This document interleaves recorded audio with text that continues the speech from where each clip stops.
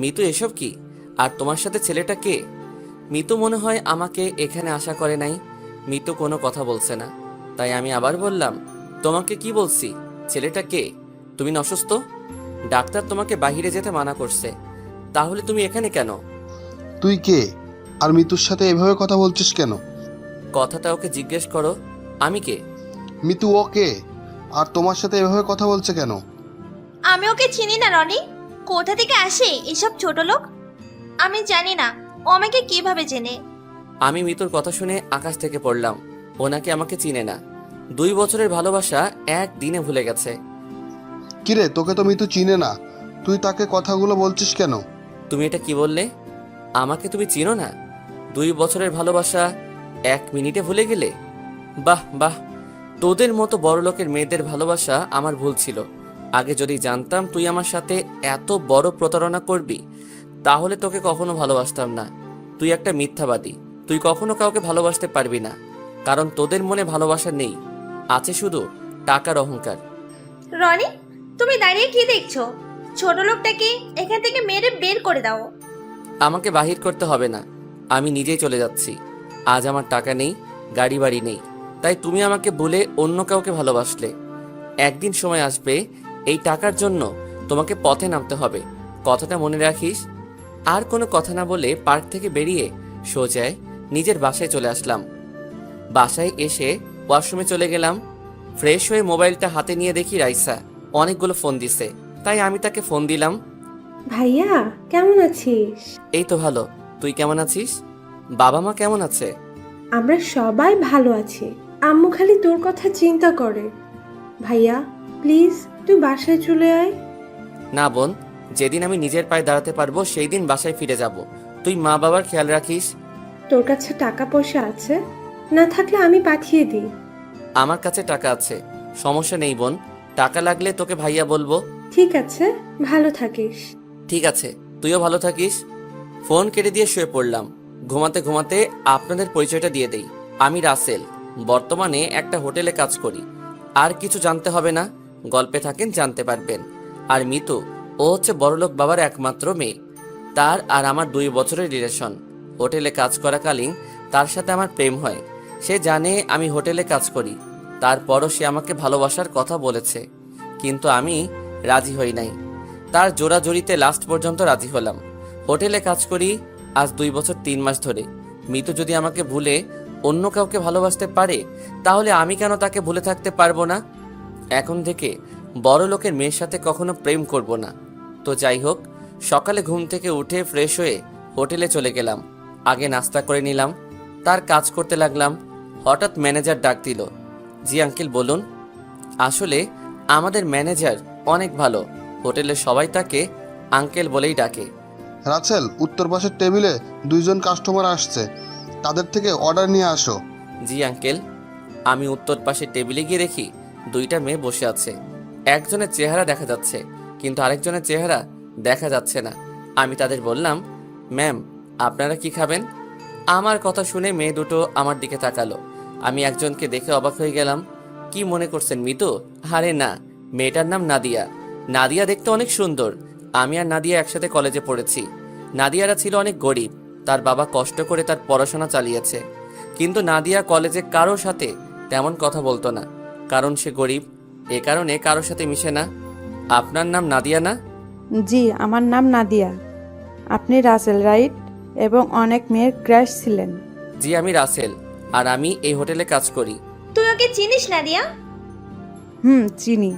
আমি আর উনি একসাথে কলেজে পড়াশোনা করছি। তো আপনি ঢাকা ছেড়ে এখানে কেন? আসলে নাদিয়ার বাবা মারা গেছে, আজ 1 মাস হয়েছে।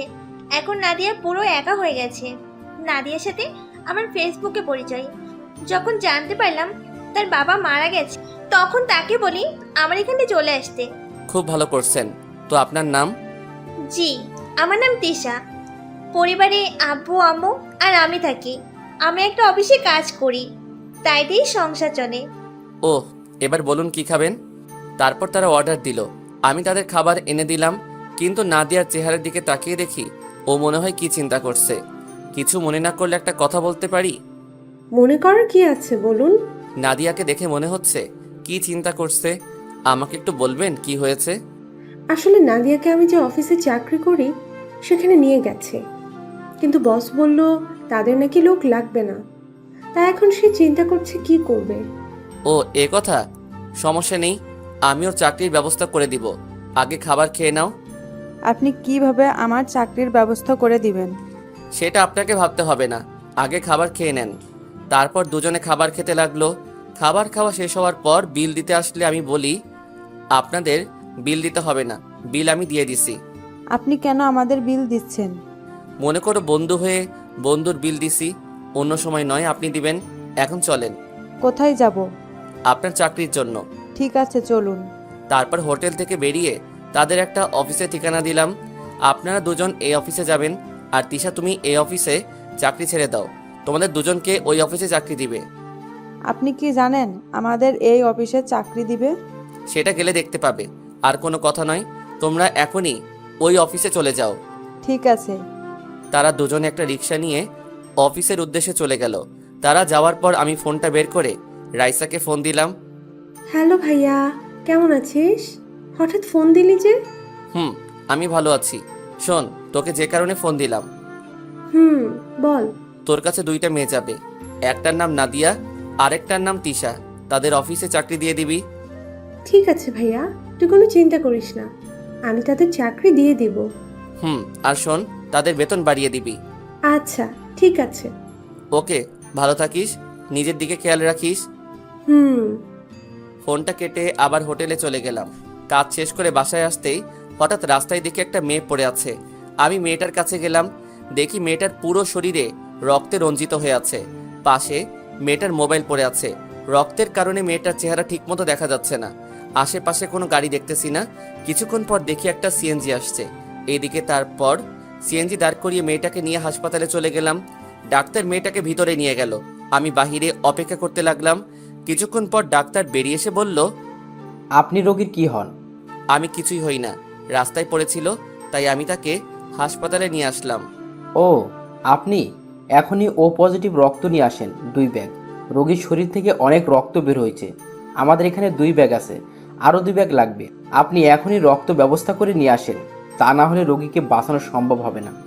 ডাক্তার, আমার রক্ত ও পজিটিভ, আপনি আমার থেকে রক্ত নিন। ঠিক আছে, আপনি আমার সাথে আসুন, আগে আপনার রক্ত টেস্ট করতে হবে। ঠিক আছে, চলুন।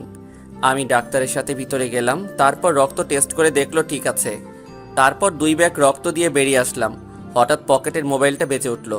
আমি আমার মোবাইল বের করে দেখি আমার মোবাইলে কল আসে নাই। মেয়েটার মোবাইলে ফোন আসলো। মোবাইলের উপর তাকিয়ে দেখি আমার জান, হয়তো তার বয়ফ্রেন্ড হবে। আমি ফোনটা ধরলাম। আসসালামু আলাইকুম। ওয়ালাইকুম আসসালাম। তুমি কে? আমার মেয়ে সাদিয়া কোথায়? আসলে আপনার মেয়ে হাসপাতালে ভর্তি আছে।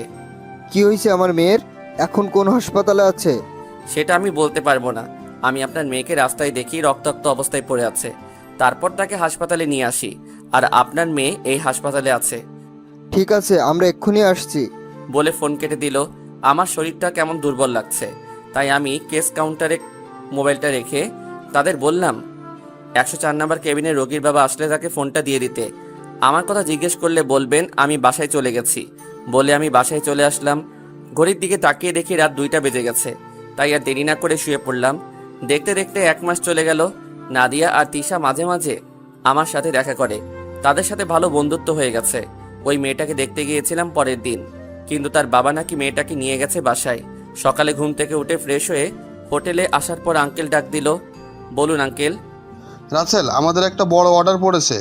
এই এলাকার এমপির মেয়ের জন্মদিন, তাই আমি চাই সব কিছু তুমি দেখাশোনা করবে, কারণ তোমার থেকে বেশি কেউ বোঝে না। ঠিক আছে আঙ্কেল, আমি সব কিছু রেডি করছি। ঠিক আছে। তারপর মাল সামানা নিয়ে এমপির বাড়ি চলে গেলাম। সব কিছু ঠিক করে দিয়ে বাসায় চলে আসলাম। পরের দিন সকালে ঘুম থেকে উঠে ফ্রেশ হয়ে এমপির বাড়িতে চলে গেলাম। আপনারা হয়তো ভাবছেন কি কাজ, আসলে আমরা সবার খাবারের সব আইটেম প্যাক করব। আমি এসে দেখি তারা সবাই কাজ শুরু করে দিছে। দেখতে দেখতে সন্ধ্যা হয়ে গেছে, সব মেহমান আসতে শুরু করে দিছে, আর আমাদের খাবারের আইটেম সব রেডি হয়ে গেছে। এমপির মেয়ের জন্মদিন বলে কথা, সব বড় বড় লোক আসছে, কিন্তু আমি এখনো পর্যন্ত এমপির মেয়েকে দেখলাম না। হঠাৎ দেখি 10-12টা গাড়ি আসলো, সব মিডিয়া সামনে চলে গেল। মনে হয় বড় কোনো লোক আসছে। ঠিকই ধরেছেন। এ আর কেউ নয়, উনি কে তা পরের পর্বে জানতে পারবেন। যদি ভালোবাসা বিশেষ কিছুর উপর নির্ভর করে গড়ে ওঠে, তাহলে সেই বিশেষ কিছু হারিয়ে গেলে ভালোবাসাও হারিয়ে যায়। কিন্তু যে ভালোবাসা কোনো কিছুর উপরই নির্ভর করে না, সেটাই চিরজীবনের জন্য থেকে যায়। এটাকেই হয়তো বলে স্বার্থহীন ভালোবাসা। ভালোবাসি বাগানের ঝরে যাওয়া ফুল, ভালোবাসি মেঘলা নদীর কুল, ভালোবাসি উড়ন্ত এক ঝাঁক পাখি, আর ভালোবাসি তোমার ওই দুই নয়নে রাখি। হঠাৎ 10-15টা গাড়ি আসলো, মিডিয়া সব গেটের সামনে চলে গেল। তখন যে গাড়ি থেকে নামছে সে আর কেউ নয়, বর্তমান সিএম, এবং তার সাথে আরেকজনকে দেখে আমি অবাক হয়ে গেলাম। তাকে দেখে আমি একটু আড়ালে চলে গেলাম। আপনারা হয়তো ভাবছেন উনি কে, তাই তো? উনি আর কেউ নয়, বর্তমান মন্ত্রী মোশাররফ চৌধুরী, মানে আমার বাবা। আপনারা হয়তো বলবেন, একজন মন্ত্রীর ছেলে হয়ে হোটেলে কাজ করি কেন? সবই জানতে পারবেন, গল্পে থাকেন। আব্বু সবার সাথে কথা বলে ভিতরে আসলো। তারা তাদের বসার জায়গায় গিয়ে বসলো। কিছুক্ষণ পর এমপির মেয়েকে নিয়ে আসলো। আমি তো এমপির মেয়েকে দেখে চোখ ফিরাতে পারছি না। টানা টানা চোখ, ঠোঁটের পাশে একটা তিল আছে, সেটা তার সৌন্দর্যকে আরো দ্বিগুণ করে তুলছে। এক কথায় বলতে গেলে একটা পরী। তার এমপির মেয়ে সিএম এবং মাই ফাদারের সাথে পরিচয় হলো। পরিচয় হওয়ার পর স্টেজের উপর উঠলো। সাদিয়ার বাবা মা সাদিয়ার দুই পাশে দাঁড়ালো। তারপর সাদিয়া কেক কাটলো। সাদিয়া তার মা বাবাকে খাইয়ে দিল। তারপর আমাদের লোক খাবার পরিবেশন করলো, মন্ত্রীর করতে লাগলো। আপনাদের বলে রাখি, আমার মুখে মাস্ক পরেছিলাম। বাবাকে দেখার পর তো যাই হোক, সবাই খাবার খেতে লাগলো। হঠাৎ একটা মেয়ে এসে আমাকে বলল, আপনি এখানে? কেন বলুন তো, আপনি কি আমাকে চিনেন? আপনাকে আমি চিনি না, তবে একটা হোটেলে কাজ করতে দেখেছি। ঠিকই ধরেছেন, আমি হোটেলে কাজ করি। আজকে এমপির বাসায় খাবারের আয়োজন আমরা করতেছি। ওহ, আমি সাথী, এখানে কলেজে পড়ি। আর সাদিয়া আমার বান্ধবী। ও, আমি রাসেল, বর্তমানে হোটেলে কাজ করি। তারপর সাথী আরও কিছুক্ষণ কথা বলে চলে গেল। হঠাৎ আব্বুর হেঁচকি উঠল। আমি একটা মিনারেল ওয়াটার নিয়ে আব্বুকে দিলাম। আব্বু আমাকে ধন্যবাদ দিল। খাবার খাওয়া দাওয়া শেষ হওয়ার পর সবাই চলে গেল। আমরা সব কিছু গুছিয়ে গাড়িতে তুলে নিলাম। সবাই চলে গেছে। আমি কাজের টাকার জন্য অপেক্ষা করতে লাগলাম। হঠাৎ সাদিয়া আমাকে ডাক দিল। জি ম্যাম, বলুন। আপনাকে দেখলাম খাবার পরিবেশন করতে, কিন্তু কারোর সাথে তেমন কথা বলতে দেখলাম না। আপনি কি কথা কম বলেন? জি ম্যাম। আপনার নাম কি? জি, আমার নাম রাসেল, বর্তমানে একটা হোটেলে কাজ করি। ও, তো সবাই তো চলে গেছে, আপনি যান নাই কেন? ম্যাম, আমি কাজের টাকার জন্য দাঁড়িয়ে আছি। আপনার আব্বু বলল আমাকে দাঁড়াতে। ঠিক আছে, আমি আব্বুকে পাঠিয়ে দিচ্ছি। বলে সাদিয়া ভিতরে চলে গেল। সাদিয়ার কথা শুনে বুঝলাম অনেক ভালো মেয়ে। অনেক মেয়ে আছে, টাকা গাড়ি বাড়ি থাকলে অহংকারে ভরা থাকে, কিন্তু সাদিয়ার ভিতরে এগুলো নেই। নিজেই এসে আমার সাথে কথা বলছে। কিছুক্ষণ পর এমপি সাহেব বেরিয়ে আসলো। এসে আমাকে একটা 1.5 লাখ টাকার একটা চেক দিল। তখন আমি বললাম, স্যার, কাজের বিল তো 1 লাখ টাকা, আপনি আমাকে 1.5 লাখ টাকা কেন দিলেন? 50,000 টাকা তোমাদের দিচ্ছি। তোমাদের সবার কাজ এবং সবার খাবারের আইটেম অনেক ভালো হয়েছে, সবাই অনেক সুনাম করেছে, তাই 50,000 টাকা বেশি দিলাম।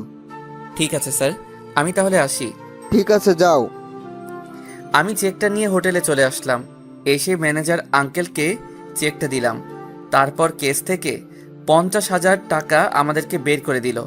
আমরা লোক ছিলাম 15 জন। সবাইকে টাকা ভাগ করে দিয়ে বাসায় চলে আসলাম। রাইসার সাথে কিছুক্ষণ কথা বলে ঘুমিয়ে গেলাম। এভাবে দেখতে দেখতে আরও কিছুদিন চলে গেছে। সকালে ঘুম থেকে উঠে ফ্রেশ হয়ে হোটেলে চলে আসলাম। কাজ করতে লাগলাম। হঠাৎ দেখি এমপির মেয়ে, মানে সাদিয়া, তার কিছু বান্ধবী নিয়ে হোটেলে ঢুকতে আসে। আমি আমার এক বন্ধুকে অর্ডার নিয়ে আসার জন্য বললাম, কিন্তু বন্ধু এসে আমাকে বলল তারা নাকি আমাকে যেতে বলেছে। আমি আর দাঁড়িয়ে না থেকে তাদের সামনে গেলাম। জি ম্যাম, বলুন কি খাবেন? আপনি কোথায় ছিলেন? ম্যাম, আমি পাকঘরে ছিলাম। ও, ঠিক আছে। ওই, তোরা সবাই কি খাবি, অর্ডার দেই? তারপর সাদিয়ার বান্ধবীরা অর্ডার দিল। আমি তাদের খাবার এনে দিলাম। এটা কিন্তু আমার কাজ না, তারপরও এনে দিলাম, কারণ আমি সাদিয়াকে প্রথম দেখায় ভালোবেসে ফেলেছি। হাই হাই, আমি এটা কি বললাম? আমি তো বলছি বড় লোকের মেয়ের সাথে কখনো প্রেম করব না। এখন দেখি আবার বড় লোকের মেয়ের প্রেমে হাবুডুবু খাচ্ছি। তো যাই হোক, খাওয়া দাওয়া শেষ করে বিল দিয়ে সাদিয়া এবং তার বান্ধবীরা চলে গেছে। একদিন সবাই হোটেলে কাজ করতে আসে। হঠাৎ আঙ্কেল সবাইকে একসাথে হতে বলল। আমরা সবাই একসাথে হলাম। তারপর ম্যানেজার আঙ্কেল বলল, তোমরা তো জানো আমার ছেলে মেয়ে সবাই বাইরে থাকে, আমি আর তোমার আন্টি বাংলাদেশে থাকি। এখন ছেলে মেয়ে বলছে আমাদের দুজনকেও বিদেশে নিয়ে যাবে, তাই আমি এই হোটেলটা বিক্রয় করে দিব। আমি কাগজপত্র সব ঠিক করে রেখেছি, ভালো কোনো অ্যামাউন্ট পেলে বিক্রয় করব। তাই বলছি যতদিন না হোটেল বিক্রি হচ্ছে তোমরা অন্য কোথাও কাজ খুঁজে নাও। যখন আপনার ছেলেরা আপনাকে নিয়ে যেতে চায় বাহিরে, তাহলে তো আর ধরে রাখতে পারবো না। আমি একটা কথা বলি আঙ্কেল, কি কথা বলো? আমি আপনার হোটেলটা কিনতে চাই, তাহলে হোটেলের কেউ কোথাও কাজ খুঁজতে হবে না। বর্তমানে কাজ সহজে মিলে না। যার টাকা আছে তারা ঘুষ দিয়ে চাকরি নিতে পারে, আর যাদের টাকা নাই তারা রাস্তায় রাস্তায় ঘুরতে হয়। তো বলেন আঙ্কেল, কত টাকায় বিক্রি করতে চান হোটেল? তুমি টাকা কোথায় পাবে? আপনার এখানে কাজ করে যা টাকা পাই সবগুলো আমি জমা করে রেখেছি, আর আমার আগের কিছু জমানো টাকা আছে। আপনি বলুন কত টাকা হলে হোটেলটা বিক্রি করবে? আমি বাইরে অন্য কারোর কাছে বিক্রয় করলে বেশি টাকা পাবো, কিন্তু না, আমি তোমার কাছে বিক্রয় করব। আমি জানি তুমি হোটেলটা আরও বড় করতে পারবে।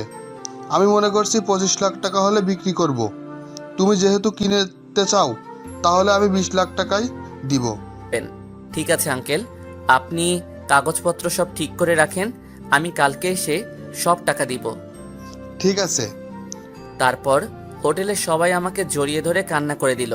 তারা বলল আমি যদি হোটেলটা না কিনতাম তাহলে তারা কোথায় যাবে। তাদের আমি বড় উপকার করলাম। তারপর রাতে কাজ শেষ করে বাসায় আসলাম। বাসায় এসে সব টাকা বের করলাম। সব টাকা মিলিয়ে দেখি 15 লাখ টাকার মতো আছে, বাকি আরো 5 লাখ টাকা।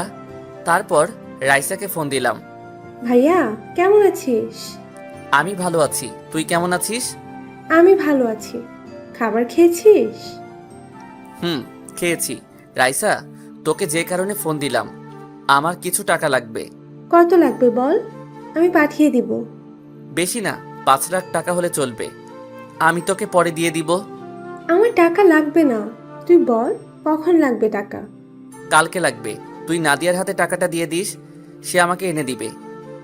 ভাইয়া তোকে দেখতে মন চাইছে, প্লিজ ভাইয়া টাকাটা আমি তোর কাছে নিয়ে আসি। তোর মুখটা দেখছি না, অনেক দিন হয়ে গেছে, তুই না করিস না। ঠিক আছে, তোকে আমি একটা ঠিকানা মেসেজ করে পাঠিয়ে দিচ্ছি, তুই কালকে ওখানে চলে আসবি। ঠিক আছে ভাইয়া। আরও কিছুক্ষণ কথা বলে ফোনটা কেটে দিলাম। আমি তোকে প্রতিদিন দেখি বোন, আমি একমাত্র তোর জন্য এখানে পড়ে আছি।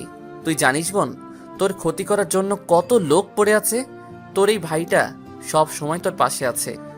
আমি এখানে পড়ে আছি একমাত্র তোর জন্য। এসব কিছু ভাবতে ভাবতে ঘুমিয়ে গেলাম। রাতে রাইসাকে ঠিকানা মেসেজ করে পাঠিয়ে দিচ্ছি। সকালে ঘুম থেকে উঠে ঠিকানায় পৌঁছে গেলাম।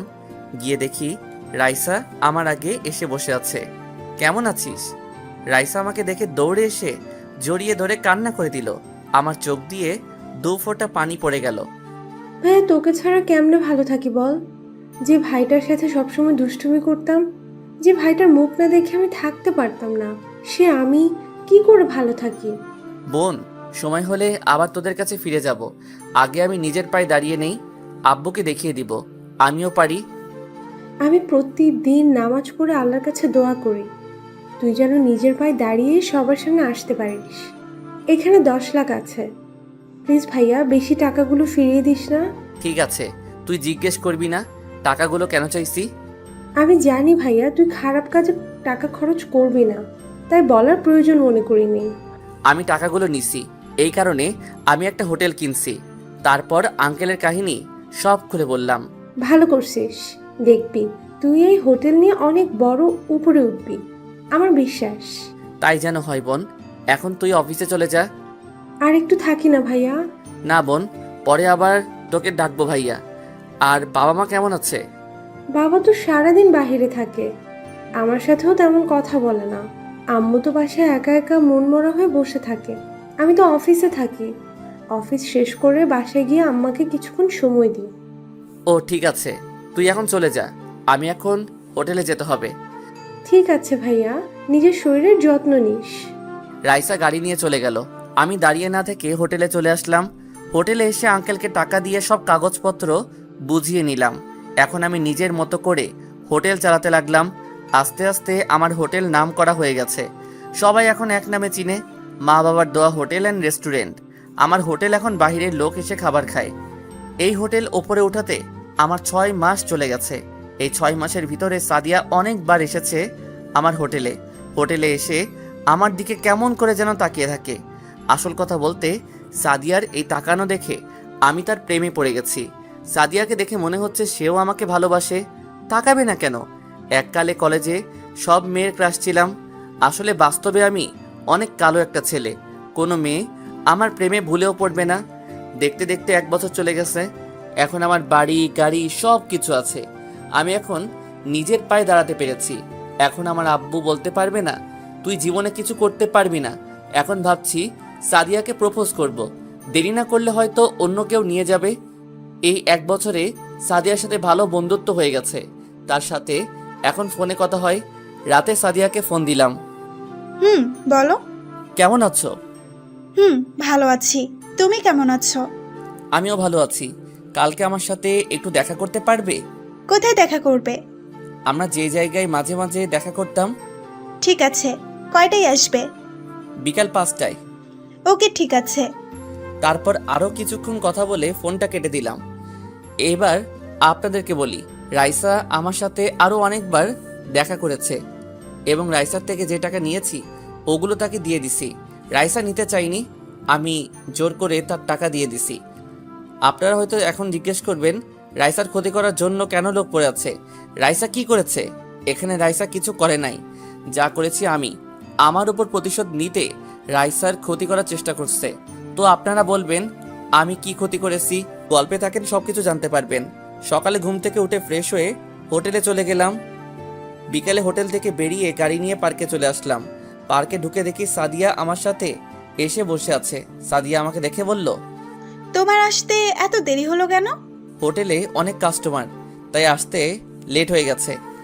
আপনাদের একটা কথা বলি, আমি হোটেলটা আগে যেভাবে কাজ করেছি এখনও সেভাবে কাজ করি। কেউ বুঝতে পারবে যে আমি এই হোটেলের মালিক। আমার হোটেলের একজন ম্যানেজার রাখছি। তো যাই হোক, ও, তা কি কথা বলবে বলো? আমার কথা শুনে আবার রাগ করবে না তো? না, রাগ করবো না, বলো কি বলবে। আমার জীবনে কেউ নেই তুমি ছাড়া। আমার জীবনে কোনো স্বপ্ন নেই তুমি ছাড়া। আমার দু চোখ কিছু খোঁজে না তোমায় ছাড়া। আমি কিছু ভাবি না তোমায় ছাড়া। আমি কিছু লিখতে পারি না তোমার নাম ছাড়া। আমি কিছু বুঝতে চাই না তোমায় ছাড়া। সাদিয়া, তোমার সাথে কথা বলতে বলতে আমি তোমাকে কখন যে তোমাকে ভালোবেসে ফেলেছি আমি নিজেও জানি না। আমি তোমাকে ভালোবাসি সামিয়া। তারপর সাদিয়া এমন কিছু করবে আমি তো কল্পনাও করতে পারিনি। পৃথিবীতে সেই সবচেয়ে ধনী, যার একটি সুন্দর মন আছে, যার মনে নাই কোনো অহংকার, নাই কোনো হিংসা, আছে শুধু অন্যের জন্য ভালোবাসা। বুকের কষ্ট চাপা দিয়ে ঝরছে চোখের জল। মনের মানুষ ভুলে গেছে কাকে দিব কল। মেঘহীন আকাশে চাঁদের নেই আলো। এই পৃথিবীতে আমি ছাড়া সবাই আছে অনেক ভালো। এই কথাটা বলতে এত সময় লাগিয়ে দিছো? তুমি জানো না, তোমাকে যেই তোমার জন্মদিনে দেখি সেদিন তোমাকে আমার অনেক পছন্দ হয়ে যায়, আর আমি তোমাকে ভালোবেসে ফেলি। তুমি বোঝো না, তোমার রেস্টুরেন্টে এসে তোমার দিকে তাকিয়ে থাকি কেন? কারণ আমি তোমাকে ভালোবাসি, তাই তাকিয়ে থাকি। তাহলে তুমি আমাকে ভালোবাসার কথা বললে না কেন? বলিনি ভয়ে। যদি তুমি না করে দাও তাহলে তো তোমার সামনে আসতে পারবো না, আর আমি একটা মেয়ে হয়ে কিভাবে তোমাকে ভালোবাসার কথা বলি। তুমি জানো, প্রথম যেদিন তোমাকে দেখি তোমাদের বাড়ি, সেদিন থেকে ভালো লাগে। পরে আমি চিন্তা করলাম তুমি যদি নিতুর মতো আমাকে ধোকা দাও, তাই আর বলি নাই। কিন্তু তুমি যতদিন আমার সামনে আসো আমি সব কিছু ভুলে যাই। আগে বলো, এই মিতুটাকে? মিতু আমার প্রথম ভালোবাসা। আমি কখনো কোনো ছেলেকে ভালোবাসি নাই। তুমি আমার উপর ভরসা রাখতে পারো, তোমাকে ছেড়ে আমি কোথাও যাব না। আমি সব বড়লোক মেয়ের মতো না। ঠিক আছে, এবার ছাড়ো। পার্কের সবাই আমাদের দিকে তাকিয়ে আছে। না, ছাড়বো না। আমি আমার ভালোবাসার মানুষকে জড়িয়ে ধরে আছি, এতে সমস্যা কোথায়? ঠিক আছে বাবা, তুমি জড়িয়ে ধরো থাকো। আরও কিছুক্ষণ বসে বাসায় চলে আসলাম। সাদিয়াকে তাদের বাসায় নামিয়ে দিয়ে আমি আমার বাসায় চলে আসলাম। বাসায় এসে ফ্রেশ হয়ে বিছানায় শুয়ে পড়লাম। হঠাৎ মোবাইলটা বেজে উঠলো। তাকিয়ে দেখি রাইসা ফোন দিছে। কেমন আছিস? আমি ভালো আছি, তুই কেমন আছিস? আমি ভালো আছি। বাবা মা তারা কেমন আছে? আম্মু তো তোর চিন্তায় চিন্তায় অসুস্থ হয়ে পড়েছে, আর এখন আব্বুও কেমন যেন হয়ে গেছে। কি করব বল, আমার আরো কিছু কাজ বাকি আছে। কাজ শেষ করে বাসায় ফিরে আসব। প্লিজ ভাইয়া, তুই বাসায় ফিরে আয়। সময় হলে অবশ্যই ফিরে আসব। তুই আব্বু আম্মুর খেয়াল রাখিস। আর তোকে যে কারণে ফোন দিছি সেটাই তো বলা হয়নি। কি কথা বল। আজকে আমাকে দেখতে এসেছে। ছেলে আমেরিকা থাকে, আমাকে তাদের পছন্দ হয়েছে। আর ছেলে নাকি আব্বুর বন্ধুর ছেলে। ছেলে অনেক ভালো, বিয়ের পর আমাকে আমেরিকা নিয়ে যাবে। তাহলে তো ভালোই। তো দিন তারিখ কবে ঠিক করবে? আকাশ আজকে রাতে বাংলাদেশ আসবে, কালকে এসে আন্টি পড়িয়ে দিবে। দিন তারিখ ঠিক করবে। তুই এই বিয়ে করিস না রাইসা। কেন ভাইয়া? কারণ তোকে একজন মানুষ অনেক আগে থেকে পছন্দ করে এবং ভালোবাসে। মানুষটা কে, আর তার নাম কি? তাকে তুই চিনিস, সে হচ্ছে রাফি। কোন রাফি? তোর বন্ধু রাফির কথা বলছিস? হুম। কই, রাফি ভাইয়া তো আমাকে কিচ্ছু বলেনি। সে বলে নাই আমার কারণে। যদি আমি তার সাথে বন্ধুত্ব নষ্ট করে দেই, সেই ভয়ে তোকে বলতে পারে না। তুই জানলি কিভাবে যে রাফি আমাকে ভালোবাসে? আমি একদিন রাফির বাসায় গিয়ে তার রুমে বালিশের নিচে একটা ডায়েরি পাই। তারপর ডায়েরি খুলে দেখি তোর ছবি ডায়েরির ভিতরে। তারপর আমি ডায়েরিটা পড়ে জানতে পারলাম তোকে সে কলেজে দেখে ভালোবেসে ফেলে। তো এখন আমি করব, তুই বল। তুই এখন আব্বু আম্মুকে বলে দে তুই একজনকে ভালোবাসিস। তুই তার বন্ধুর ছেলেকে বিয়ে করতে পারবি না। এই কথা বললে আব্বু অনেক কষ্ট পাবে ভাইয়া। সেটা নিয়ে তোকে চিন্তা করতে হবে না, আমি ওটা দেখে নিব। আচ্ছা ঠিক আছে। আরো কিছুক্ষণ কথা বলে ফোনটা কেটে দিলাম। আমি জানি আব্বু রাইসাকে অনেক ভালোবাসে। রাইসার সুখের জন্য আব্বু সব করতে পারে। আমাকে ভালোবাসে না তা নয়, আমাকেও ভালোবাসে, শুধু আমার উপর অভিমান করে আছে। রাতে একজনের সাথে কিছু কথা বলে ঘুমিয়ে পড়লাম। এভাবে দেখতে দেখতে আরো 10-15টা দিন চলে গেল। আব্বু প্রথমে রাইসার অমনে অবস্থায় অভিমান করেছে, কিন্তু অভিমান করে বেশি দিন থাকতে পারে নাই। আব্বু রাফিকে তার বাবা মাকে নিয়ে বাসায় যেতে বলছে। আপনাদের বলি, রাফিদের 2টা কোম্পানি আছে, একটা তার বাবা দেখে, আরেকটা রাফি। রাফিকে আব্বু আম্মুর সবার পছন্দ হয়েছে। তারা সামনে শুক্রবার বিয়ের দিন ঠিক করেছে। হাতে সময় আছে 3 দিন। আব্বু তার বন্ধুকে বুঝিয়ে বলছে। এরপর আর কিছু বলে নাই। এখানেও একটা রহস্য আছে, পাশে থাকেন জানতে পারবেন। এবার আপনাদের বলি আব্বুর সাথে আমার কি হয়েছে। আপনাদের বলি, আব্বু মন্ত্রী পদে এসে টাকার নেশা তার ভিতরে ঢুকে যায়। যারা সরকারি চাকরি নিতে আসে তাদের থেকে তাদের একটা চাকরি দেয়। এটা নিয়ে আব্বুর সাথে তর্ক বিতর্ক সৃষ্টি হয়। এরপর আব্বু আমাকে বলে, পারলে টাকা কামিয়ে দেখা। অনেক পরিশ্রম এবং টাকা খরচ করে মন্ত্রী পদ পেয়েছি। আমাদের মতো পরিশ্রম করে টাকা কামিয়ে দেখা। আমি টাকা কমিয়ে ঠিকই দেখাবো, তবে তোমার মতো হারাম টাকা না। আমি হালাল টাকা কামিয়ে তোমাকে দেখাবো। তুই যদি হালাল টাকা কামিয়ে আমার সামনে আসতে পারিস তাহলে আমি হারাম খাওয়া ছেড়ে দিব। তারপর আর কি, বাসা থেকে বেরিয়ে হোটেলে কাজ নিলাম। তারপর কি হলো আপনারা তো জানেন।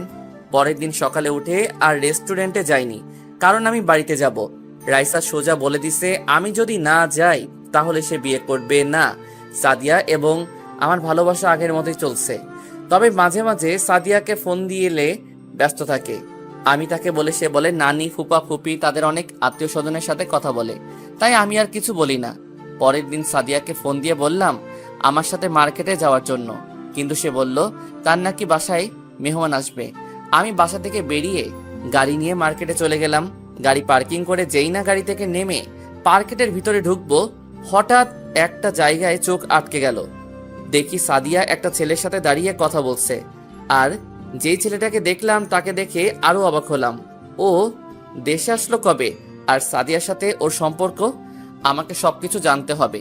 আমি মার্কেটের ভিতরে ঢুকে সবার জন্য কেনাকাটা করে বাহিরে এসে দেখি সাদিয়া আর ওই ছেলেটা নেই। আমি গাড়ি নিয়ে সোজা বাসায় চলে আসলাম। বাসায় এসে একজনকে ফোন দিলাম। হ্যালো। বল। নাদিম দেশে কবে আসলো? আর তোরা আমাকে বলিস নাই কেন?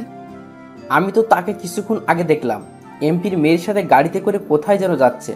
শোন, নাদিমের উপর ভালো করে নজর রাখবি। সে কোথায় যাবে কি করে সবকিছু আমাকে বলবি। আর এমপির মেয়ের সাথে নাদিমের কি সম্পর্ক তা আমাকে জানাবি। ওকে, সমস্যা নেই। রাইসা এবং আমাদের পরিবারের চারপাশে নজরে রাখিস। বাহিরের কোনো লোকজন যেন ভিতরে না যেতে পারে। ওটা নিয়ে তোকে চিন্তা করতে হবে না, আমি আরো লোক বাড়িয়ে নিছি যে লোকগুলো নিছি সবগুলো বডি বিল্ডার। নাদিমের লোক তাদের দেখলে ভয়ে জায়গায় প্রসাব করে দিবে। ঠিক আছে, আমি এখন বাড়ি যাব, তোরা ওই দিকে খেয়াল রাখিস। আচ্ছা ঠিক আছে। ফোন কেটে দিয়ে সাদিয়াকে ফোন দিলাম। 2-3 বার দেওয়ার পর ফোন ধরলো। বলো। কোথায় তুমি? হঠাৎ এই কথা? তুমি তো জানো আমি পাশে আছি। ও, আমার মনে ছিল না। তা মেহমান কি চলে এসেছে? গেস্ট রুমে বসে আব্বু আমার সাথে গল্প করছে। আচ্ছা, তোমাকে যেটার জন্য ফোন দিচ্ছি, আমি আমার এক বন্ধুর বোনের বিয়েতে যাব। তুমি কি আমার সাথে যাবে? তুমি যাও, আমার এসব বিয়ে বাড়িতে যেতে মনে কয় না। মানুষের চেঁচামেচি আমার ভালো লাগে না। ঠিক আছে, তাহলে আমি গেলাম। রাতে ফোনে কথা হবে। ওকে যাও, আল্লাহ হাফেজ। আল্লাহ হাফেজ। আমি ফোন কেটে দিয়ে মনে মনে বললাম, তুমি কেন যাবে না তা আমার ভালো করে জানা আছে।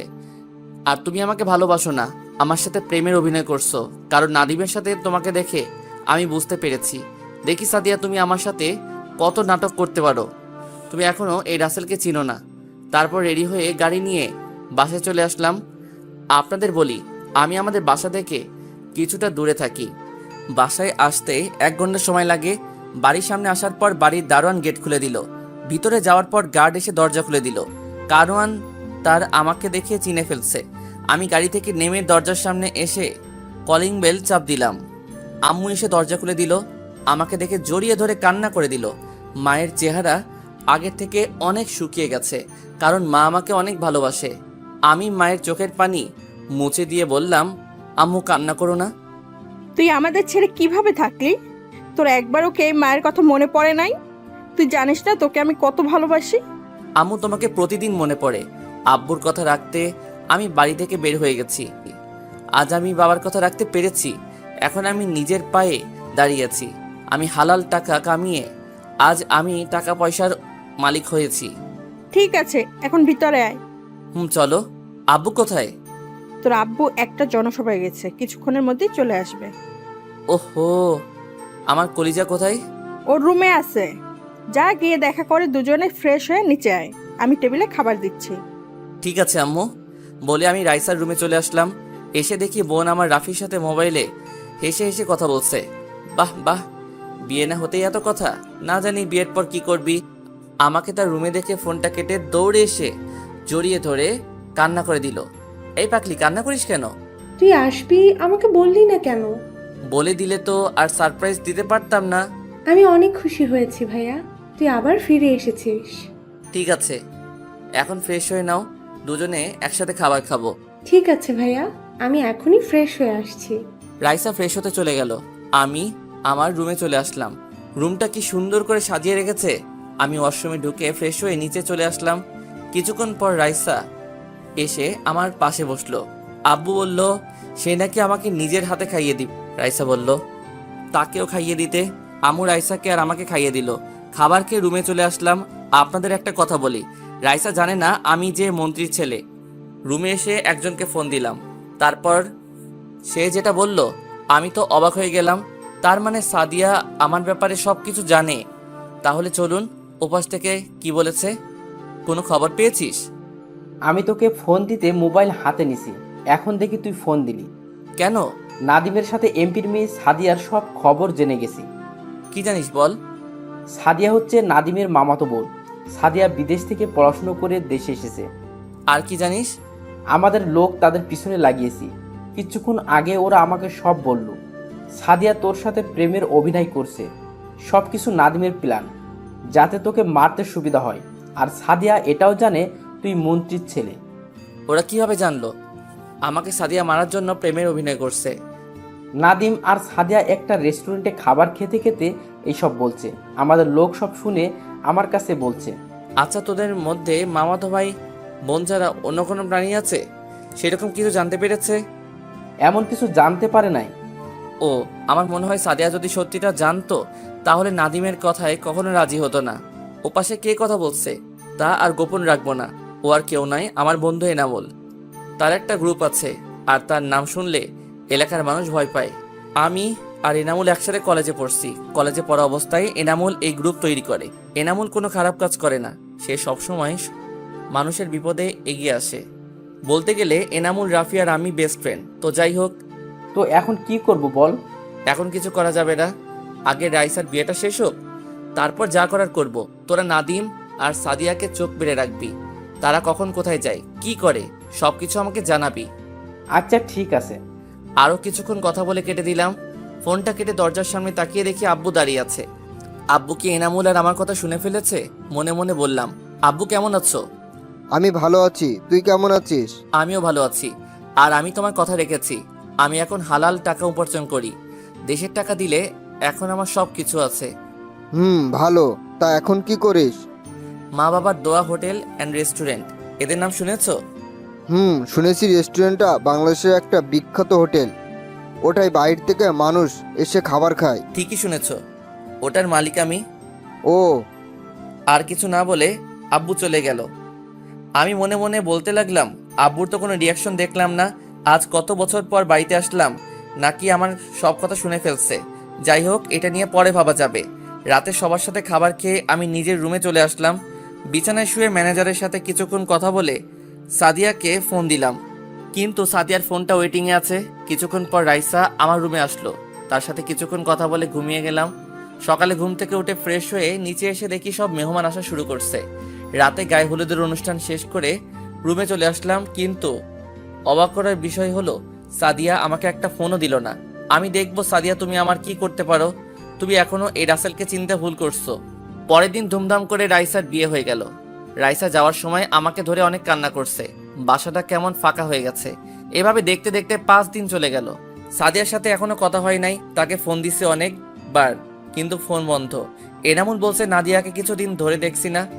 নাদিম মাঝে মাঝে এমপির বাসায় আসে। রাইসাকে বিয়ের পরের দিন আমাদের বাসায় নিয়ে এসেছি।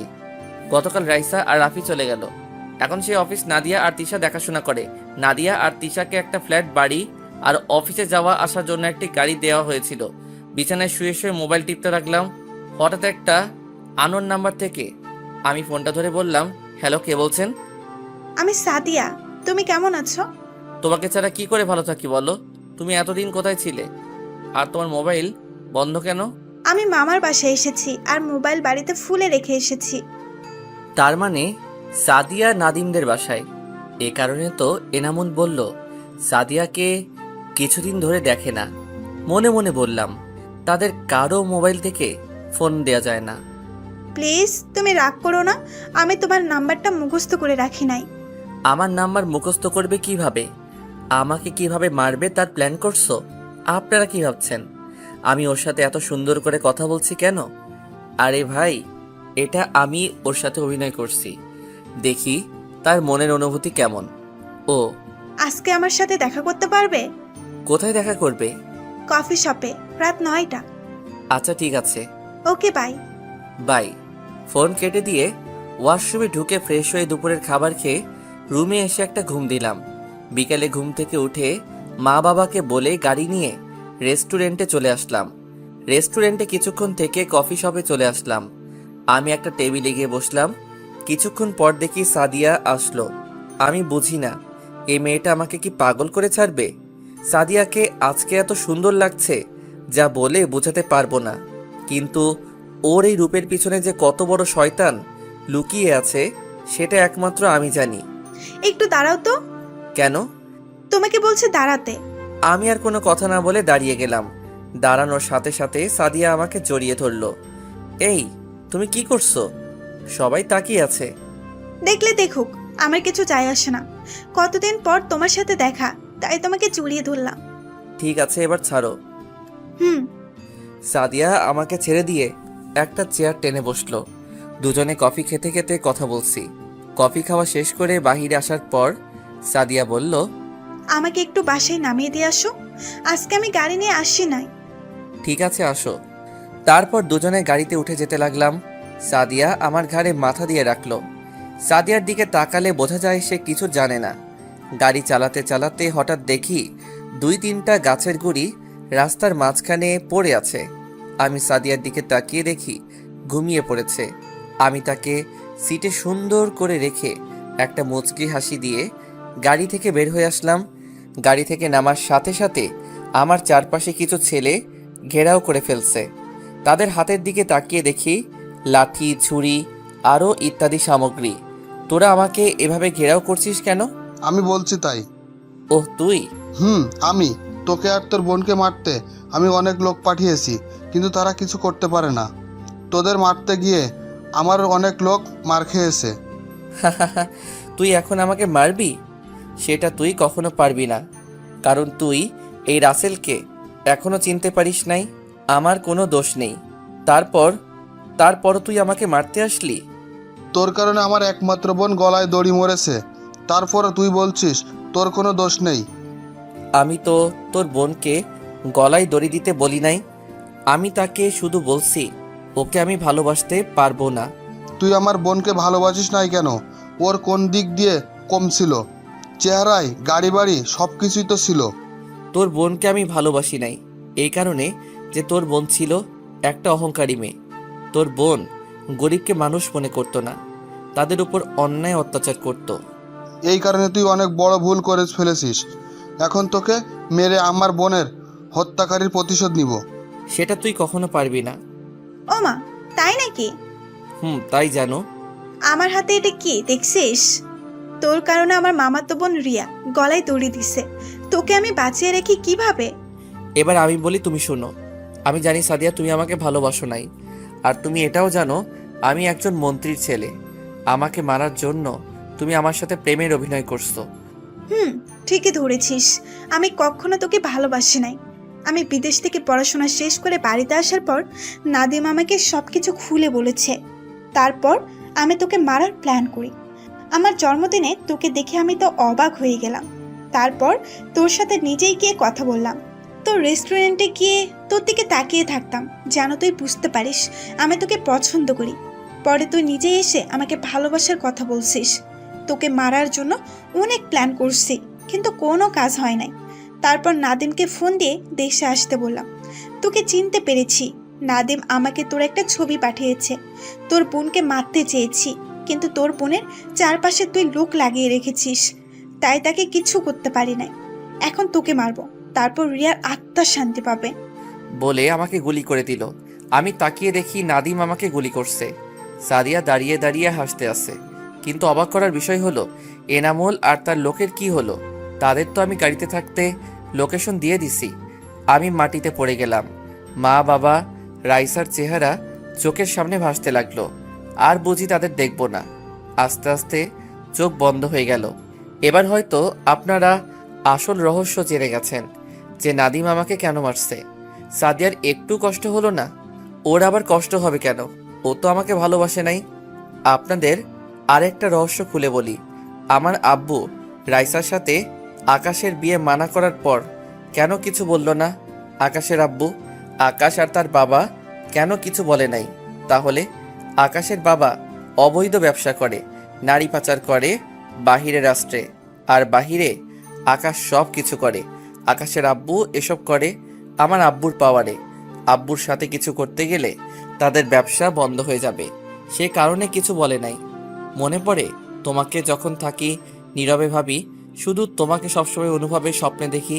তোমাকে চোখের প্রতি পলকে আপন ভাবি, তোমাকে আমার প্রতি নিঃশ্বাসে ও বিশ্বাসে। তুমি সেই স্বপ্ন পড়ি যাকে নিয়ে স্বপ্ন দেখি। তুমি সেই অনুভূতি যাকে আমার মন অনুভব করে। তুমি সেই প্রেমিকা যার ভালোবাসার ছন্দ প্রেমিক আমি। চোখ খুলে দেখি আমার পাশে একজন মায়ের বয়সী মহিলা বসে আছে। চারপাশে তাকিয়ে দেখি আমি একটা হাসপাতালের কেবিনে আছি।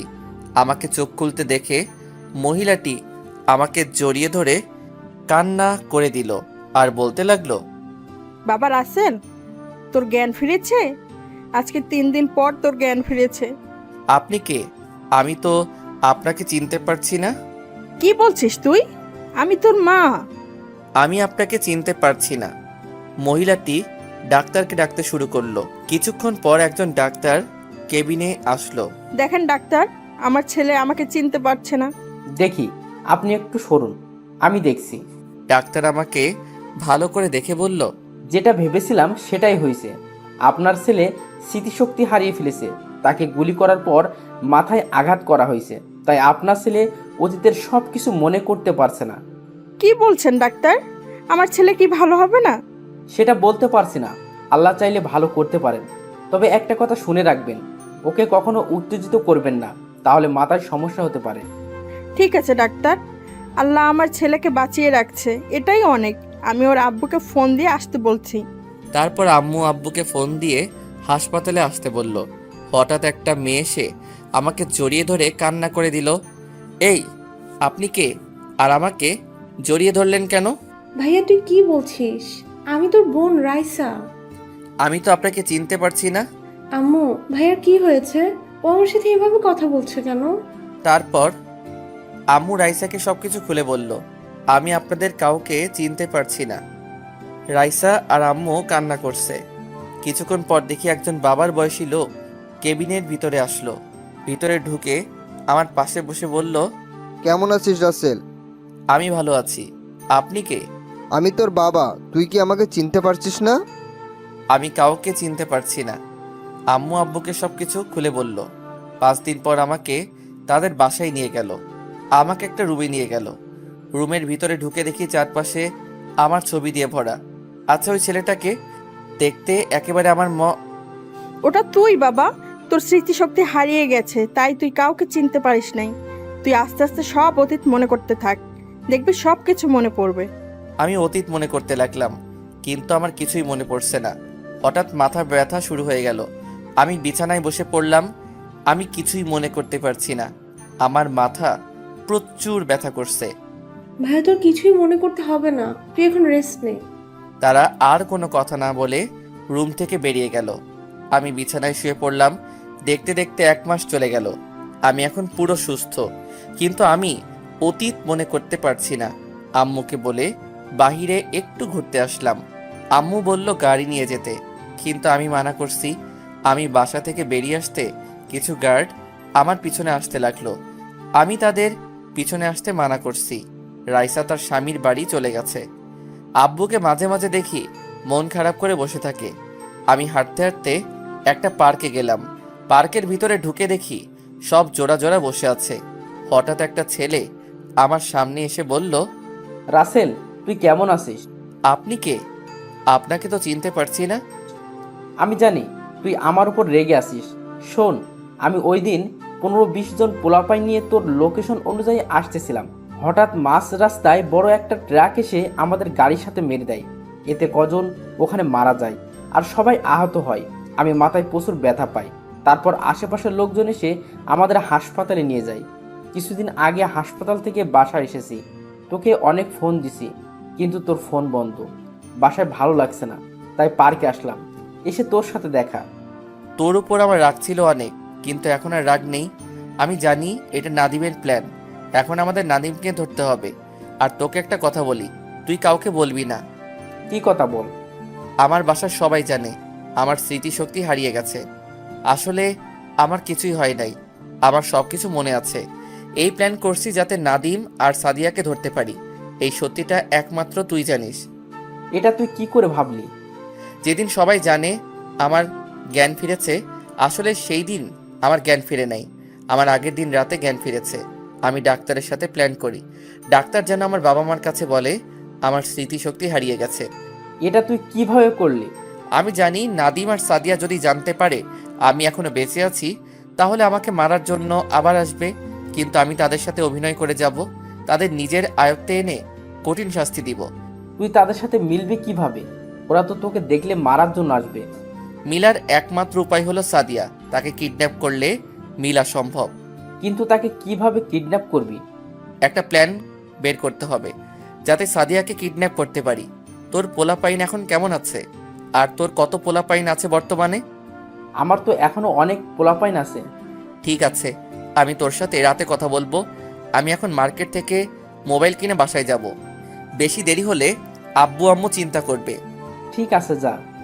আমি আর কোনো কথা না বলে মার্কেটে চলে গেলাম। মার্কেট থেকে মোবাইলটা কিনে বাসায় চলে আসলাম। কলিং বেল চাপ দেওয়ার পর আম্মু এসে দরজা খুলে দিল। আমাকে বলছে এতক্ষণ কোথায় ছিলাম। আমি বলছি পার্কে কিছুক্ষণ ঘুরছিলাম। আরও কিছুক্ষণ কথা বলে রুমে চলে আসলাম। রুমে এসে নতুন সিম কার্ড মোবাইলে ঢুকালাম। মোবাইল চালু করে সব কিছু ঠিক করে রেখে দিলাম। তারপর ওয়াশরুমে ঢুকে ফ্রেশ হয়ে দুপুরের খাবার খেয়ে রুমে চলে আসলাম। দেখতে দেখতে আরও কিছুদিন চলে গেল। আমরা একটা প্ল্যান করে রাখছি কিভাবে সাদিয়াকে কিডন্যাপ করা যায়, কিন্তু সাদিয়া আর নাদিমকে কোথাও খুঁজে পাচ্ছি না। এমপির বাড়ির চারপাশে লোক লাগিয়ে রাখছি, আর নাদিমের বাড়ির চারপাশে যদি তাদের দেখে তাহলে যেন আমাকে খবর দেয়। নিজের রেস্টুরেন্টে যাই না, আমাকে রেস্টুরেন্টে যদি নাদিমের লোক দেখে তাহলে সমস্যা হতে পারে, কিন্তু ম্যানেজারের সাথে আমি ফোনে কথা বলি। নিজের রেস্টুরেন্টে যাই না, আমাকে রেস্টুরেন্টে যদি নাদিমের লোক দেখে তাহলে সমস্যা হতে পারে, কিন্তু ম্যানেজারের সাথে আমি ফোনে কথা বলি। রাতে সবাই মিলে খাবার খেলাম। আব্বু অল্প খাবার খেয়ে রুমে চলে গেল, আমিও খাবার খেয়ে রুমে চলে আসলাম। রুমে এসে বিছানায় শুয়ে ভাবতে লাগলাম আব্বুর কি হয়েছে, আমাকে জানতে হবে। কিছুক্ষণ পর পানির পিপাসা পেয়েছে, তাই রুম থেকে বেরিয়ে আব্বু আম্মু রুমের সামনে যেতেই আব্বু আম্মু কি বিষয় নিয়ে কথা বলছে, তাই আমি দরজার পাশে দাঁড়িয়ে শুনতে লাগলাম। আমি এখন কি করব রাসেলের আম্মু? মোশাররফ আমাকে বলেছে যদি তাকে এবার এমপি বানিয়ে না দিই তাহলে সে আমার অনেক বড় ক্ষতি করবে। আমি জানি মোশাররফ ভালো না, সে অবৈধ কাজ করে। তুমি ওকে আইনের আওতায় নিয়ে আসো। ওকে যদি আইনের হাতে তুলে দিই তাহলে ওকে বের করে নিয়ে আসবে, আর জেল থেকে বেরিয়ে আসলে আমার ক্ষতি করবে, কারণ ওর হাত অনেক বড়, ওর অনেক বড় বড় লোকের সাথে হাত আছে। তাহলে এখন তুমি কি করবে? রাসেল যদি স্মৃতিশক্তি না হারাতো তাহলে ওকে বললে সব মিটিয়ে নিত। আমি জানি রাসেল পারে না এমন কোনো কাজ নেই। সব থেকে বড় কথা হলো রাসেলের অতীত কিছুই মনে নেই। যদি ওকে ভুলিয়ে ভালিয়ে নিয়ে মেরে ফেলে তাহলে আমরা কাকে নিয়ে বাঁচবো? আমি বলি কি, তুমি ওর কথায় রাজি হয়ে যাও। আমি আমাদের একমাত্র ছেলেকে হারাতে পারবো না। আমার কিছুই করতে পারবে না। রাসেল তুমি? রুমে ঢুকে বললাম, আমি এতক্ষণ দরজার পাশে দাঁড়িয়ে তোমাদের সব কথা শুনলাম। তুমি কোনো চিন্তা করো না, আমি সবকিছু দেখে নিব। তোমার বন্ধুকে যদি এমপি বানিয়ে দাও তাহলে সে দেশের অবস্থা খারাপ করে ফেলবে। আর একটা সত্যি কথা তোমরা জানো না। কি কথা? আমার স্মৃতিশক্তি হারাই নাই, আমি তোমাদের কাছে মিথ্যা বলেছি। আমি ডাক্তারকে বলে এই অভিনয় করছি। কেন করছিস? আমাকে যে মেরে হাসপাতালে পাঠিয়েছে তাকে ধরার জন্য। কে তোকে মেরেছে? সেটা তোমাদের না জানলেও চলবে। একটা কথা মনে রেখো, তোমার ছেলেকে কেউ কিছু করতে পারবে না। বলে নিজের রুমে চলে আসলাম। তারপর এনামুলকে ফোন দিলাম, তার সাথে কিছুক্ষণ কথা বলে ঘুমিয়ে গেলাম। এনামুলের সাথে কি কথা বলেছি তারপরে জানতে পারবেন। সকালে ঘুম থেকে উঠে ফ্রেশ হয়ে রেডি হয়ে নিচে চলে আসলাম। এসে দেখি আব্বু আম্মু আমার জন্য বসে আছে। আমি একটা চেয়ার টেনে বসলাম। আব্বু, তোমার সাথে কিছু কথা আছে। কি কথা বল? আমাদের সব কোম্পানি আমি এখন থেকে দেখব। তুমি দেখবে কেন? ওগুলো তো ম্যানেজারে দেখে রাখছে। আমি জানি তোমার বন্ধু আমাদের কোম্পানির মধ্যে হাত বাড়াবে। সে চাইবে আমাদের কোম্পানি নিজের আয়ত্তে রাখতে। তুই যেটা ভালো মনে করিস কর, আমি তো দেশের কাজ করেই সময় পাই না।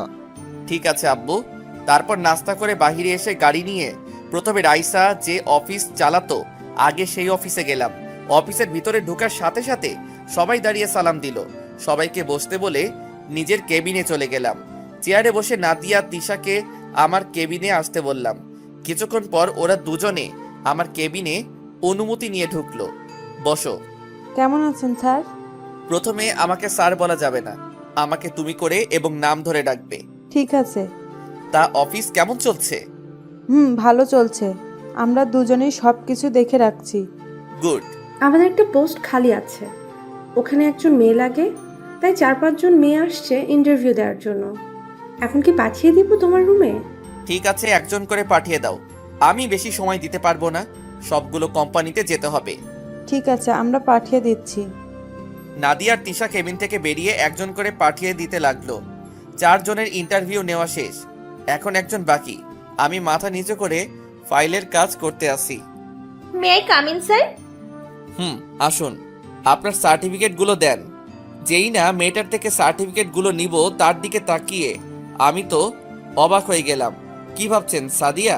আরে না, মিতু, যে মেয়ে আমাকে ধোকা দিয়ে অন্য ছেলেকে ভালোবাসলো। রাসেল, তুমি? How dare you! বসের সাথে কিভাবে কথা বলতে হয় সেটা মনে হয় আপনার জানা নেই। আমাকে স্যার বলে ডাকবেন। Sorry sir.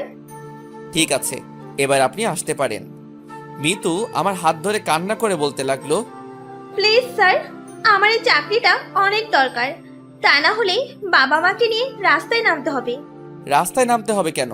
আপনি তো অনেক টাকার মালিক ছিলেন। ছিলাম, এখন নেই, কারণ ম্যানেজার আমাদের কোম্পানিটা নিজের করে নিয়েছে।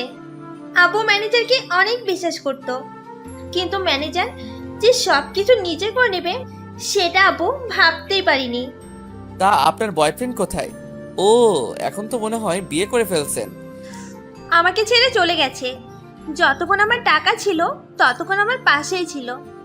যে সময় আমাদের সব হারিয়ে ফেলেছি তখন আমাদের ছেড়ে চলে গেছে।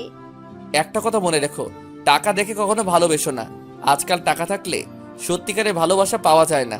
ভালোবাসলে মনের মতো একজনকে দেখে ভালোবাসো। আমি আবার বললাম, ঠিক আছে, তোমাকে আমি চাকরিটা দিলাম, আর তুমি চাইলে আজকে থেকে জয়েন করতে পারো। ঠিক টাইমে অফিস আসতে হবে। তোমার বেতন 30,000 টাকা।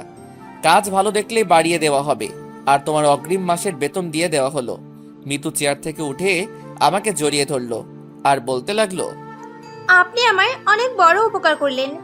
আপনার মনে আমি অনেক কষ্ট দিছি, তারপরও আপনি আমাকে চাকরি দিলেন। আমি তো আর সব বড়লোক ছেলের মতো নই। আর একটা কথা তুমি জেনে নাও, আমি বর্তমানে মন্ত্রীর ছেলে। আমার সবকিছু ছিল, কিন্তু তোমাকে বলি নাই।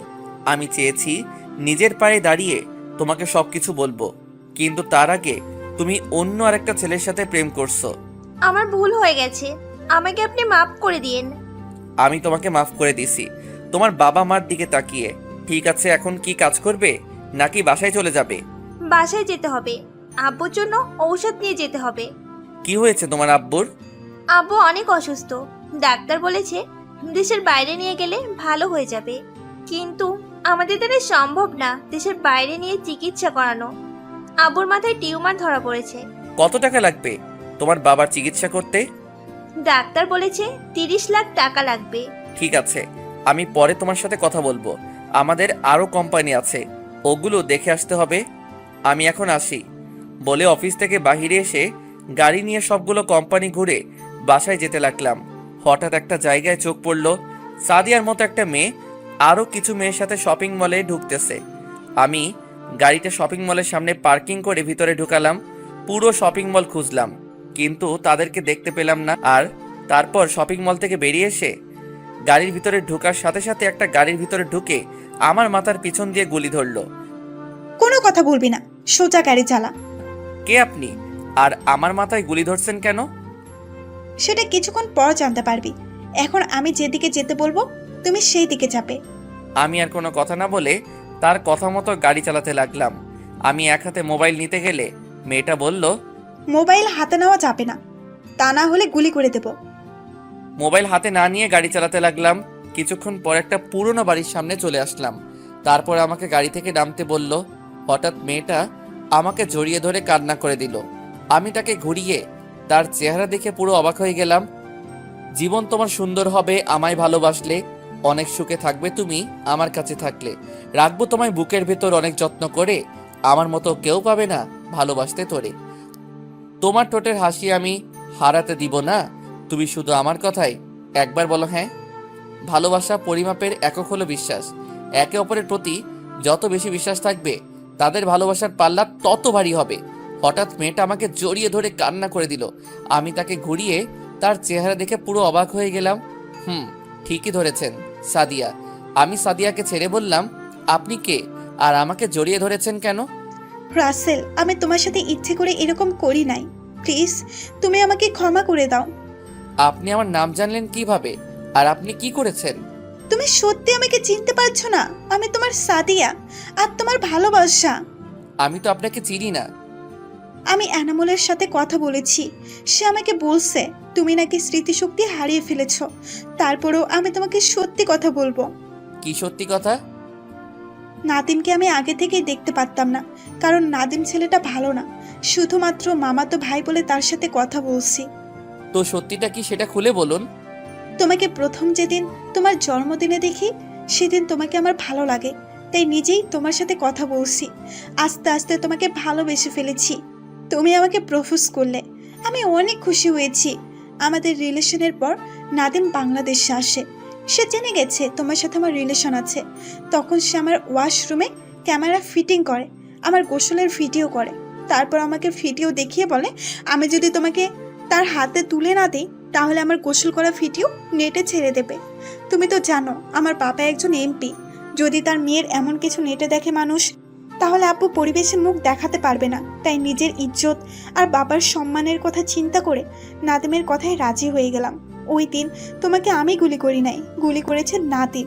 তোমাকে মেরে বাসায় গিয়ে অনেক কান্না করছি। নিজের চোখের সামনে তোমার মরণ দেখে আমি অনেক কষ্ট পেয়েছি। কিছুদিন পর নাদিম জানতে পারলো তুমি বেঁচে গেছো। তাই নাদিম এতদিন একটা পুরনো বাড়ির ভেতরে আমাকে আটকে রেখেছে। নাদিম বাইরে বের হতো না। আজকে সকালে নাদিম আমার রুমে ঢুকে ওয়াশরুমে ঢোকে ফ্রেশ হতে। ওয়াশরুমে ঢোকার আগে তার মোবাইল এবং রুমের চাবি আমার বিছানায় রেখে গেছে। আমি চাবিগুলো হাতে নিয়ে দেখি 2টা চাবি। তারপর একটা খুলে নিজের কাছে রেখে দিলাম। নাদিম ওয়াশরুম থেকে বেরিয়ে চাবি আর মোবাইল নিয়ে বাসা থেকে বেরিয়ে গেছে। তারপর আমি নিজের কাছে চাবিটা দিয়ে রুমের দরজা খুলে বাইরে এসে দেখি আশেপাশে কেউ নেই। আপনারা হয়তো বলবেন 2টা চাবি থেকে একটা রেখে দিলাম, নাদিম দেখলো না। আসলে একই তালায় 2টা চাবি ছিল, আরও অনেক চাবি ছিল সাথে, তাই নাদিম বলতে পারলো না। বাসা থেকে বেরিয়ে এসে নিজের বাড়িতে যেতেছিলাম। আমি নিজের মুখটা ঢেকে যাচ্ছিলাম। হঠাৎ রাস্তার পাশে দেখি এনামুল দাঁড়িয়ে আছে। তার কাছে গিয়ে তোমার কথা জিজ্ঞাসা করলাম এবং আমার সাথে কি হয়েছে সব খুলে বলছি। তারপর সে বলল তুমি নাকি আজকে অফিসে গেছো, তাই তোমার অফিসের সামনে যেতে লাগলাম। হঠাৎ দেখি তুমি গাড়ির ভেতর থেকে আমার দিকে তাকিয়ে আছো। তাই আমি কিছু মেয়ের ভেতরে ঢুকে শপিং মলের ভেতরে ঢুকে গেলাম। যখন দেখলাম তুমি গাড়ি দাঁড় করিয়ে ভেতরে আসতে লাগলে, তখন আমি শপিং মলের ভেতরে একটা দোকানে লুকিয়ে থাকলাম। যখন তুমি সামনে চলে গেলে, তখন আমি শপিং মল থেকে বেরিয়ে একটা খেলনা পিস্তল নিয়ে তোমার গাড়ির পাশে লুকিয়েছিলাম। তারপর কি হলো তুমি তো জানো। নাদিম এখন কোথায় আছে সেটা তুমি জানো? আমি জানতে পারলাম নাদিম অবৈধ ব্যবসা করে এবং আমেরিকা তার এক বন্ধু আছে। তার নাম জানো কি? ও মনে পড়ছে, ওর নাম আকাশ। আকাশের বাবা বাংলাদেশে থেকে সব কিছু করে, আর তারা দুজনে আমেরিকা পাচার করে। বুঝতে পারছি। তোমাকে একটা কথা বলি, আমার কিছুই হয় নাই। আমি মনে করছি তোমার সাথে অভিনয় করে নাদিমকে ধরবো। কি তুমি সত্যি বলছো? সত্যি বলছি। আর নাদিম যখন মোবাইলটা তোমার পাশে রেখে ওয়াশরুমে গেছে, তখন তুমি তার মোবাইল থেকে ভিডিওটা ডিলিট করে দিলে না কেন? তার মোবাইল লক ছিল। নাদিমকে এখন কোথায় পাওয়া যাবে সেটা তুমি বলতে পারবে? সেটা বলতে পারবো না, তবে নাদিম তার লোকের সাথে কথা বলতে শুনছি। এই জায়গাটার কথা বেশি বলে। ও, এখন তুমি কোথায় যাবে? আমি তো এখন বাসায় যেতে পারবো না, যদি নাদিমের লোক আমাকে দেখে ফেলে। সমস্যা নেই, তুমি এখন থেকে আমাদের বাড়িতে থাকবে। আর নাদিমকে কিভাবে ধরা যায় সেটার প্ল্যান করতে হবে। ওকে আমি ছাড়বো না। তারপর সাদিয়াকে নিয়ে বাসায় চলে আসলাম। বাসায় এসে কলিং বেল চাপ দিলাম। আম্মু এসে দরজা খুলে দিল। আমার সাথে সাদিয়াকে দেখে বলল, মেয়েটা কে রাসেল? আম্মু, ওর নাম সাদিয়া, আর আমি ওকে ভালোবাসি। খুব সুন্দর মেয়েটা, আমার অনেক পছন্দ হয়েছে। তোমার বাসা কোথায়? জি আন্টি, আমার বাসা এখানে। আমি বর্তমান এমপির মেয়ে। কি, তুমি এমপির মেয়ে? আসো ভিতরে আসো। ভিতরে ঢুকে আম্মুকে সব খুলে বললাম। তুমি কোনো চিন্তা করো না মা, রাসেল সব ঠিক করে ফেলবে। তোমার যতদিন মন চায় থাকবে। ঠিক আছে আন্টি। আন্টি কাকে বলছো? এখন থেকে আম্মু বলে ডাকবে। হুম। রাসেল সাদিয়াকে তোর পাশের রুমে নিয়ে যা। ওকে আম্মু। তারপর সাদিয়াকে নিয়ে আমার পাশের রুমে নিয়ে গেলাম। আজ থেকে তুমি এই রুমে থাকবে। রাসেল, আমার মনে হয় তুমি এখনো আমাকে ক্ষমা করো নাই। তোমার উপর রাগ হচ্ছে। তুমি আমাকে সব খুলে বললে না কেন? আমি ভয়ে কিছু বলতে পারি নাই। ঠিক আছে, আমি তোমাকে ক্ষমা করে দিচ্ছি। এখন ফ্রেশ হয়ে আসো। ঠিক আছে। আমি আমার রুমে চলে আসলাম। রুমে এসে এনামুলকে ফোন দিলাম। তার সাথে কিছু কথা বলে ওয়াশরুমে ঢুকে ফ্রেশ হয়ে সাদিয়ার রুমে গেলাম। রুমে ঢুকে সাদিয়ার দিকে তাকিয়ে দেখি গোসল করে তোয়ালে পেঁচিয়ে আছে শরীরে। সাদিয়াকে এভাবে দেখে চোখ ফিরাতে পারছি না। সাদা ধবধবে দেহটা। আমাকে এভাবে তাকিয়ে থাকতে দেখে সাদিয়া বলল, এভাবে তাকিয়ে কি দেখো? তোমাকে দেখি, ইচ্ছে করছে তোমাকে জড়িয়ে ধরে কিস করি। তোমাকে কেউ ধরে রাখছে? তুমি চাইলে করতে পারো। বিয়ের আগে আমি কিছু করতে চাই না। আর তুমি এভাবে দাঁড়িয়ে আছো কেন? শরীরটা কেমন খারাপ লাগছে, তাই গোসল করে ফেললাম। কিন্তু এখানে তো আমার জামা কাপড় নেই, কাউকে ডাকতে পারছি না। তুমি যে রুমে আছো এটা রাইসার রুম। আলমারিতে রাইসার জামা আছে, ওখান থেকে একটা জামা গায়ে দাও। ঠিক আছে। ওকে, তুমি জামা গায়ে দিয়ে নিচে আসো। আব্বু বাসায় আসছে। হুম। আমি আর কোনো কথা না বলে নিচে চলে আসলাম। নিচে এসে দেখি আব্বু আম্মু খাবার টেবিলে বসে আছে। আমাকে একা দেখে আম্মু বলল, কিরে তুই একা কেন? সাদিয়া মা কোথায়? আসতেছে। সাদিয়াকে? আসলে দেখতে পাবে। কিছুক্ষণ পর সাদিয়া নিচে আসলো, এসে আমার পাশে একটা চেয়ার টেনে বসলো। সাদিয়াকে দেখে আব্বু বলল, তুমি এমপি রফিকুলের মেয়ে না? জি আঙ্কেল। আঙ্কেল কি বাবা বলে ডাকবে? বাবা বলে ডাকবে মানে? রাসেল আর সাদিয়া দুজন দুজনকে ভালোবাসে, কিন্তু সাদিয়ার একটা সমস্যার কারণে এই বাসা কিছুদিন থাকবে। কি সমস্যা? এখন খাবার খাও, আমি তোমাকে রুমে গেলে সব খুলে বলবো।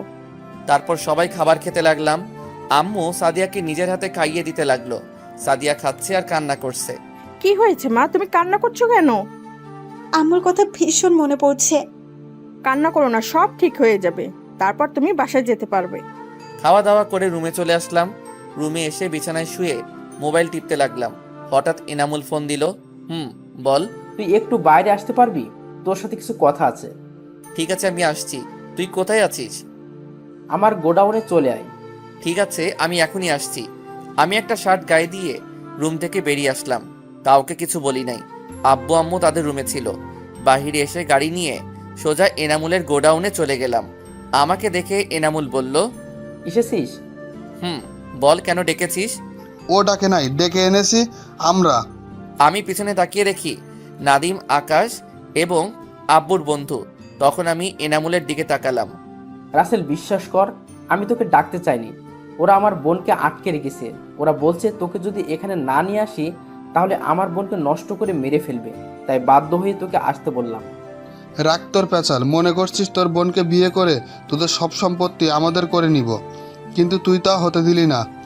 তাই আজকে তোর বোনের জামাই মানে তোর বন্ধুকে মেরে তোর বোনকে বিয়ে করব, আর তুই তাকিয়ে তাকিয়ে দেখবি। তোরা ওদের কিছুই করতে পারবি না। আমি তোদের কাউকে ছাড়বো না। বাবা আকাশ, ওর দেখি সহ্য হচ্ছে না, বৌমাকে নিয়ে আয়। ঠিক বলেছ আব্বু। ওই তোরা আমার জান পাখিকে নিয়ে আয়। কিছুক্ষণ পর দেখি কিছু লোক রাইসা আর রাফিকে নিয়ে আসলো। রাফির হাত বেঁধে রাখছে। রাইসা আমাকে দেখে বলল, ভাইয়া, এই শয়তানদের হাত থেকে আমাদের বাঁচাও। তোর ভাই কিছুই করতে পারবে না, সে শুধু তাকিয়ে তাকিয়ে দেখবে। কুত্তার বাচ্চা, আমি তোদের কাউকে ছাড়বো না বলে যেই না তাদের কাছে যাব, তাদের লোক আমাকে ধরে ফেললো। আকাশ, আগে ওর জামাইটাকে মেরে ফেল, তারপর বিয়ের পর ওর ভাইকে মেরে ফেলবো। আকাশ যেই না রাফিকে গুলি করবে, সেই সময় চারপাশ থেকে গোলাগুলি শুরু হয়ে গেল। তাদের লোক আমাকে ছেড়ে দিয়ে গোলাগুলি করতে লাগলো। আমি দৌড়ে গিয়ে রাফির হাত খুলে দিয়ে তাদের একটু আড়ালে নিয়ে গেলাম। আপনারা হয়তো ভাবছেন এরা কারা? এরা সবাই হলো আব্বুর লোক। আমি বাসা থেকে বেরিয়ে আসার সময় তাদেরকে বলে আসলাম আমি যাওয়ার 30 মিনিট পর আমার মোবাইলের লোকেশন দেখে যাওয়ার জন্য, কারণ আমি জানি এনামুল আমাকে রাতে ডাকে না। তার যত জরুরি কথা হোক না কেন, সে আমাকে রাতে না ডেকে ফোনে বলে দেয়। আমি বুঝতে পারছি এখানে কোনো কিছু হয়েছে, তাই আমাকে যেতে বলেছে। তাই আমি সব বডিগার্ডকে বলে এসেছি তারা যেন আমার মোবাইলে লোকেশন দেখে যায়। আমি যাওয়ার সময় মোবাইলে লোকেশন চালু করে রেখেছি। তো যাই হোক, হঠাৎ একটা গুলি এসে আমার বুকে লাগলো। আমি মাটিতে শুয়ে পড়লাম, চোখ ঝাপসা হয়ে আসছে। তারপর আর কিছুই মনে নেই। এদিকে আমার বুকে গুলি লাগতে দেখে রাইসা আমাকে জড়িয়ে ধরে কান্না করে দিল। এনামুল রাফিকে বলল আমাকে হাসপাতালে নিয়ে যেতে। তারা এদিকটা দেখছে। রাফি আমাকে কাঁধে করে নিয়ে বাহিরে এসে গাড়ি নিয়ে হাসপাতালে নিয়ে আসলো। রাফি আমাকে কাঁধে নেওয়ার পর বডিগার্ড তাদের সেভ করে বাহিরে নিয়ে আসলো। হাসপাতালে নিয়ে আসার পর ডাক্তার আমাকে অপারেশন রুমে নিয়ে গেল। রাইসা বাড়িতে ফোন দিয়ে বলল হাসপাতালে আসার জন্য। আমার বুকে গুলি লেগেছে। আব্বু আম্মু আর সাদিয়া এটা শুনে তারা 1 মিনিট দেরি না করে হাসপাতালে চলে আসলো। আব্বু আম্মু, সাদিয়া, রাইসা সবাই কান্না করতে লাগলো। ডাক্তার আমাকে দেখে বাহিরে গেল। ডাক্তার বাহিরে গিয়ে সাদিয়াকে বলল, আপনি এখানে? ডাক্তার, আমার রাসেলের কি হয়েছে? আপনার রাসেল মানে? ও আমার ভালোবাসা। আপনি জানেন এই রাসেল একদিন আপনাকে রক্ত দিয়ে বাঁচিয়েছে? তার মানে রাসেল আমাকে রক্ত দিয়ে বাঁচিয়েছে? এখন ওর জন্য রক্ত লাগবে। জরুরিভাবে 2 ব্যাগ রক্তের ব্যবস্থা করেন। রাসেল এর শরীর থেকে প্রচুর রক্ত বের হয়ে গেছে। রক্ত না দিতে পারলে তাকে বাঁচানো যাবে না। রাসেল যেহেতু আমাকে রক্ত দিয়েছে, তাহলে আমার রক্ত আর রাসেলের রক্তের গ্রুপ এক। আপনি আমার শরীর থেকে রক্ত নিন ডাক্তার, তারপর ওকে বাঁচান। ঠিক আছে, আপনি আমার সাথে আসুন। ডাক্তারের সাথে সাদিয়া ভিতরে এসে আমাকে 2 ব্যাগ রক্ত দিল। তারপর ডাক্তার অপারেশন শুরু করলো। আমার বুক থেকে গুলি বের করলো। অপারেশন শেষ করে ডাক্তার বাহিরে গিয়ে বলল, চিন্তার কোনো কারণ নেই, অপারেশন সাকসেসফুল। 2-3 ঘন্টা পর জ্ঞান ফিরে আসবে। ডাক্তার এই কথা বলে চলে গেল। দেখতে দেখতে 2 ঘন্টা পর আমার জ্ঞান ফিরল। আমি চারপাশে তাকিয়ে দেখি আমি হাসপাতালে আছি। একজন নার্স আমাকে চোখ খুলতে দেখে বাহিরে চলে গেল। কিছুক্ষণ পর দেখি আব্বু আম্মু সাদিয়া আর রাফি রাইসা রুমে আসলো। আম্মু আব্বু রাফি রাইসা আমার সাথে কিছুক্ষণ কথা বলে বাহিরে চলে গেল। শুধু সাদিয়া রয়ে গেল। সাদিয়া আমাকে জড়িয়ে ধরে কান্না করে দিল। এই পাগলি, কান্না করো কেন? যদি তোমার কিছু হতো তাহলে আমি কাকে নিয়ে বাঁচতাম? আমার তো কিছু হয় নাই। আল্লাহ চায় না তোমার কাছ থেকে আলাদা করতে। হুম। হঠাৎ এনামুল কেবিনে ঢুকলো। কিরে, এখন তোর কি অবস্থা? মোটামুটি ভালো। ওই দিকের খবর কি? 3 মেরে টুকরো টুকরো করে বস্তায় ভরে নদীতে ভাসিয়ে দিছি, আর তাদের অবৈধ সব গোডাউনে আগুন ধরিয়ে দিছি। ঠিক করছিস। আমাদের লোকের কিছু হয়েছে? কেউ মারা যায় নাই, 4-5 জন আহত হয়েছে। আর এই নে নাদিমের মোবাইল, ওদের মোবাইল ভেঙে ফেলেছি, শুধু নাদিমের মোবাইল নিয়ে এসেছি। এটাও ভেঙে ফেল, সিম কার্ড এবং মেমোরি কার্ড।